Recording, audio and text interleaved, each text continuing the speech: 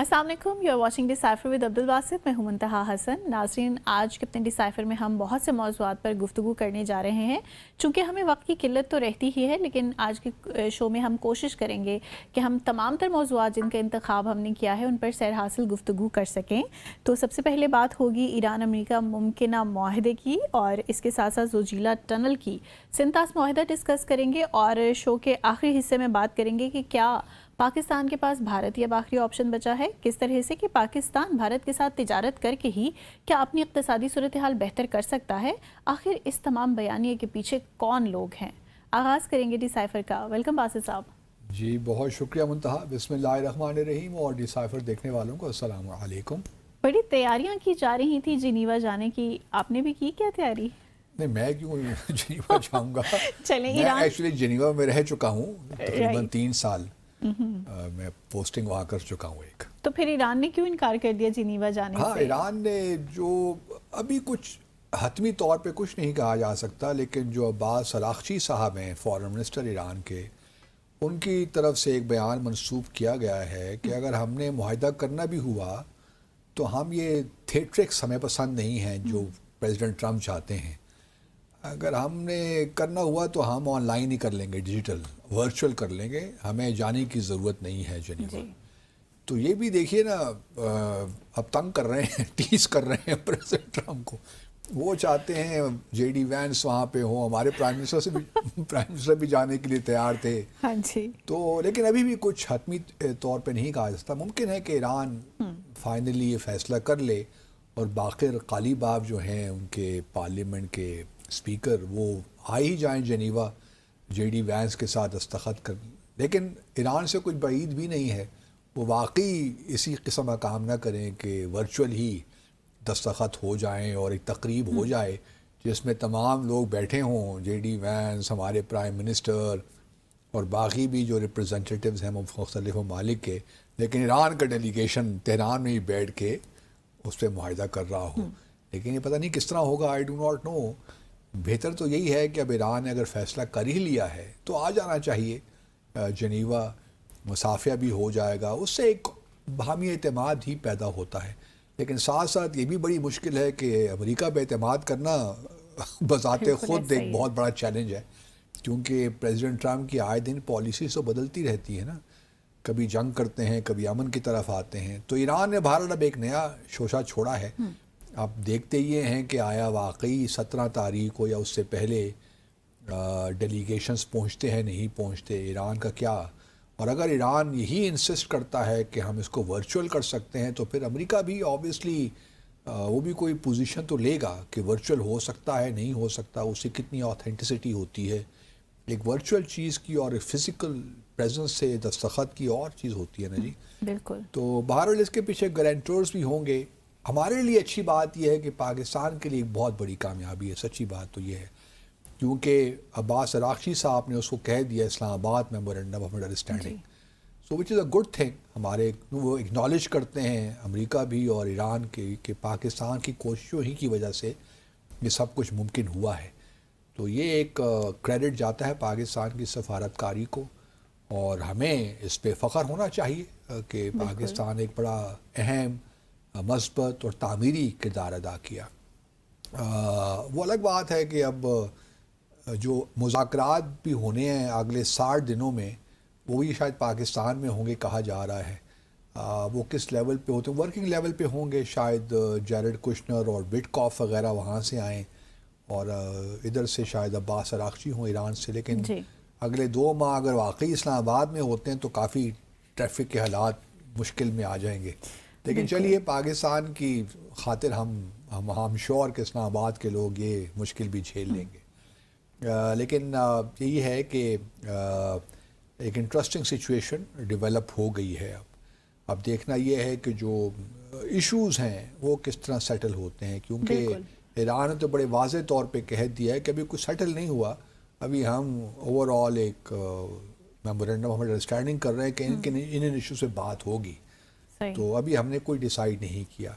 लेकिन ये ज़रूर ईरान ने कहा है कि अमेरिका ने ये फ़ैसला कर लिया है, बल्कि ये इनिशियली होगा कि $24 बिलियन का जो मामला है फ्रोज़न एसेट्स का, उसमें से 12 بلین ڈالر وہ ایران کو فوری طور پہ مل جائیں گے، ریلیز ہو جائیں گے.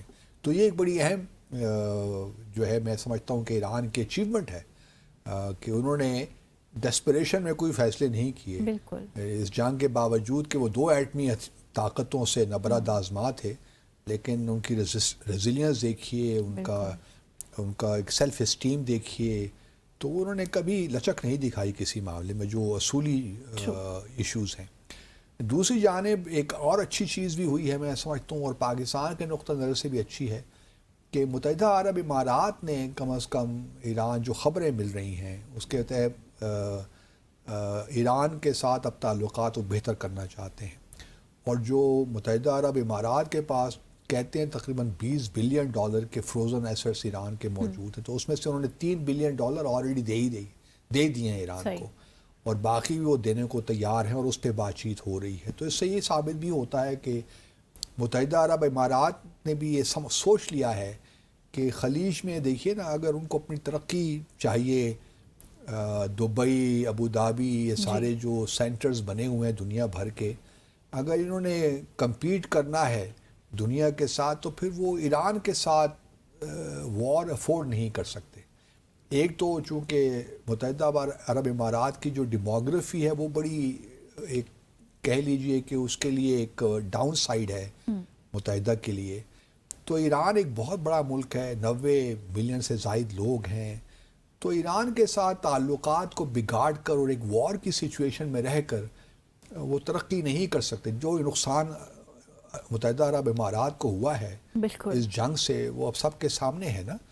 تو متحدہ عرب امارات نہیں چاہے گا کہ یہ صورتحال بہت عرصے تک کنٹینیو رکھے. گوگے سب کی خواہش تو یہ ہو سکتی تھی کہ ایران میں رجیم تبدیل ہو جاتی، ایران بہت کمزور ہو جاتا، لیکن وہ ہو نہیں پایا.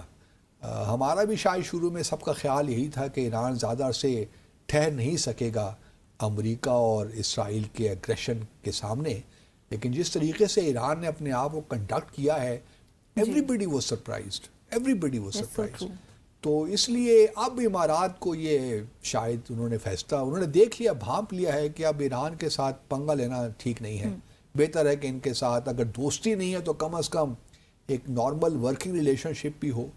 تو یہ بھی ایک اچھا فیصلہ میرے خیال میں امارات نے کیا. اس سے یہ ہوگا کہ ہم پہ بھی جو پریشر ہیں وہ بھی کم ہوں گے اور ہمارے لیے بھی اور راستے بھی کھلیں گے.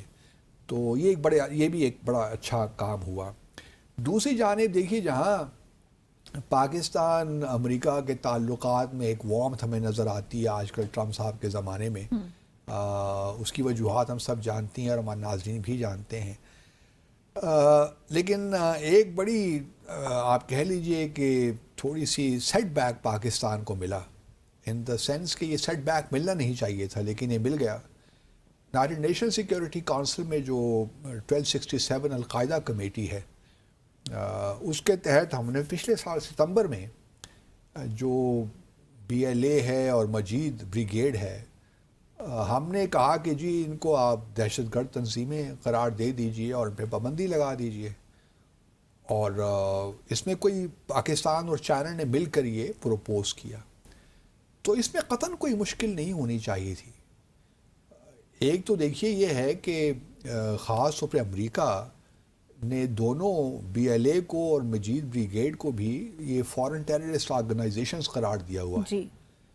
تو اگر آپ نے اس کو اپنے ملک میں یہ کیا ہوا ہے تو پھر کوئی وجہ نہیں بنتی کہ آپ اقوام متحدہ میں بھی وہی کام نہ کریں. لیکن 3 ممالک نے جو 3 پرماننٹ ممبرز ہیں، 5 میں سے 3 امریکہ، فرانس اور UK نے اس پہ ٹیکنیکل ہولڈ لگا دیا. اب یہ ٹیکنیکل ہولڈ کیوں لگایا اس کی ہمیں سمجھ نہیں آئی، کیونکہ ایک تو دیکھیے نا جس طرح میں نے پہلے کہا امریکہ نے تو پہلی ان کو فورن ٹیررسٹ آرگنائزیشن قرار دیا ہوا، ڈکلیئر کیا ہوا ہے. اور دوسری بات یہ ہے کہ BLA اور مجید بریگیڈ جو بھی پچھلے سال واقعات ہوئے، وہ جعفر ایکسپریس کا واقعہ ہوا ٹرین کا، اور بھی بہت سے انہوں نے دہشت گردی کی کارروائیاں کی ہیں، انہوں نے ان کی ذمہ داری بھی قبول کی ہے کہ انہوں نے کیے ہیں.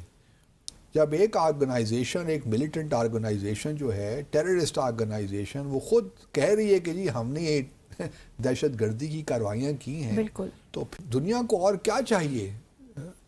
मतलब کوئی شواہد کی کمی تو نہیں ہے نا.